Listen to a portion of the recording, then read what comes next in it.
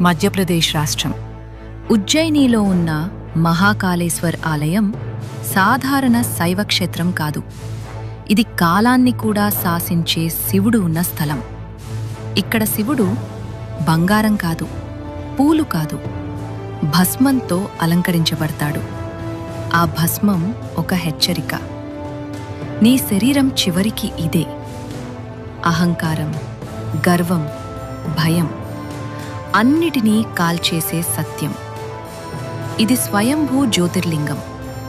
ప్రత్యేకంగా దక్షిణాభిముఖంగా ఉంటుంది. అంటే శివుడు ఇక్కడ మరణానికి, కాలానికి అధిపతి. ప్రతిరోజు తెల్లవారుజామున జరిగే భస్మ ఆరతి ప్రపంచంలోనే అరుదైనది.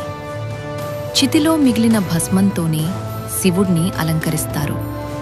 అంటే ఇంత తాత్కాలికమైన జీవితంలో నువ్వెందుకు అహంకారం పట్టుకుంటున్నావు అని మహాకాలుడు విజేత. కాని గర్వం లేని దేవుడు. కాలాన్నే నియంత్రణ చేసే శక్తి ఉన్న భస్మమే ఆయన ఆభరణం. ఇది ఆలయం కాదు, నీ అహంకారాన్ని కరిగించే అద్దం.